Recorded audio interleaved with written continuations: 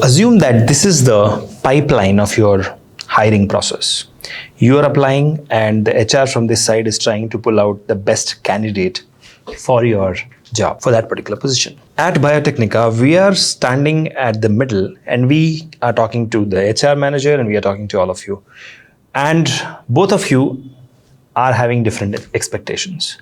So our job is to make sure that the right candidate gets placed into the industry. Now, for the last 18 years, we have been talking to HRs of the biggest biopharmaceutical companies, and we have learned a lot. And today I'm going to give you some more insights on that.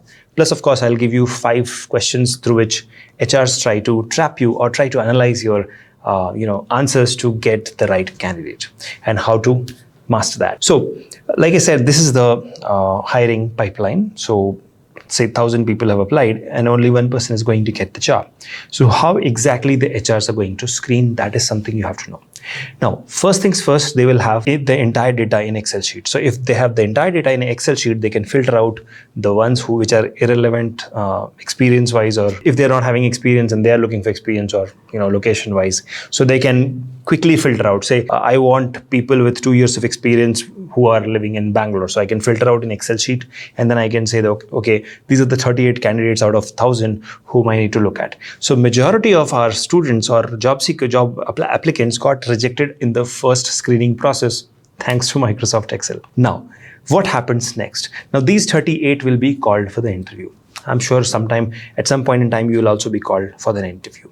Now, what will you do when such an interview happens? Of course, going in and talking about yourself, your candidature, and all the things you have done till now. But remember, it is not only about you. It's all about how your words are getting interpreted by the HR manager. So here are a few things you have to keep in mind. You have to have very good communication skills. You have to be ready to relocate. You have to remember that the salary package is already fixed by them. They may discuss an increase by 10%, but not more than that. Here are the 5 trap questions they generally ask. Number 1, what is your greatest weakness? Now, as a interview applicant or the job applicant, you will be like, okay, you'll just talk about any of your weaknesses.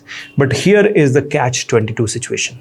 If you say something which is your weakness, but that can be a big deterrent for the job which you are about to take up, then you're going to get rejected. But if you say something which is very minor, then the HR knows that you are bluffing or are not telling the truth. So both ways it is bad. So what you should be saying? You have to say that at this juncture, this is the weakness I'm facing. Don't say something which is very big. Let's say teamwork. Never ever say that teamwork is a weakness you have, that you cannot work as a team, or you cannot work under someone. Please don't say such things as weakness. Weakness you can say something minor, but not completely minor. It can be something which does not impact your ability to perform job in a working environment. It could be like, when I'm working, I always follow a process, and when the process is not there, I feel irritated. Something like that. You can always say something minor, but I'm working on that.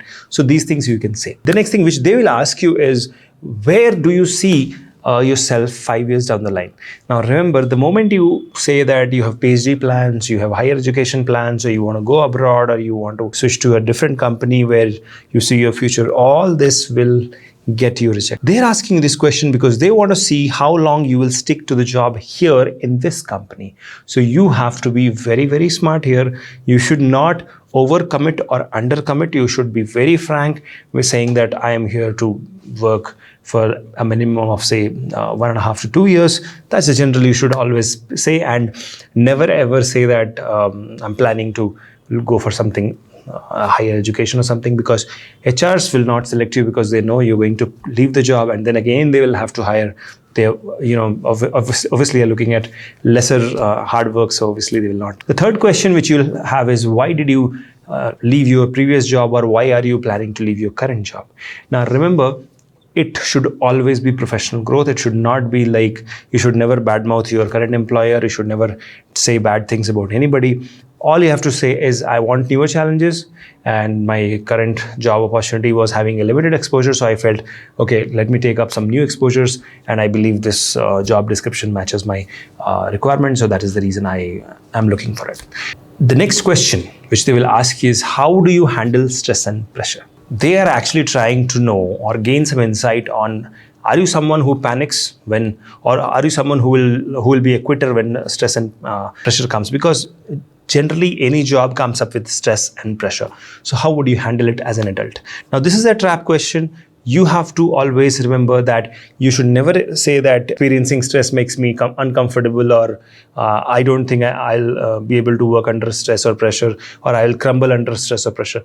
You should always say that I'll break it up into small steps, identify the actionable steps, and I will work on it and make sure that I achieve my target. Now, the fifth one will be, can you tell me about a time when you failed? Now, this is a trap question. You should always be careful with this. Never ever talk about something which was related to your previous job, wherein you had to end up bad-mouthing someone. Always say that when you were working on an experiment and it failed, so you iterated and reiterated, you reached out to a mentor, something which has a positive ending, and how did you solve it? So that's something they are looking at. Please don't say that you are just here to, you failed because of someone else, or it was not your fault.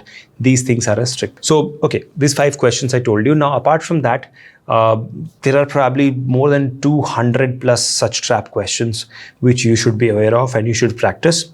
So at Biotechnica, we had launched the WhatsApp Job Assistance Program, if you remember, in November of 2023, and this is 2024. So of course, we have to add something new in that. We are adding a new feature in WhatsApp Job Assistance Program, and that will be mock interviews. On a daily basis, we will be conducting mock interviews, and all of you can participate in that. It will be online via Zoom platform. You'll get a link, you can join and you can participate. Someone else will be giving interview, you can hear to that, and then the interviewer will give you explanation on how to answer this question. So first they will ask a question, listen to your answer, and then they'll give you feedback on how you should have actually answered that. And we have a vast range of experts, ranging from senior HR managers to scientists who will be taking your interviews in WhatsApp Job Assistance Program. So now WhatsApp Job Assistance Program is added with mock interviews, and that makes it irresistible program for all of you. The link is given in the description. Please check it out and do join us. And remember, never get trapped in any interview question. Instead, you have to just pass through it and grab that job. All the best.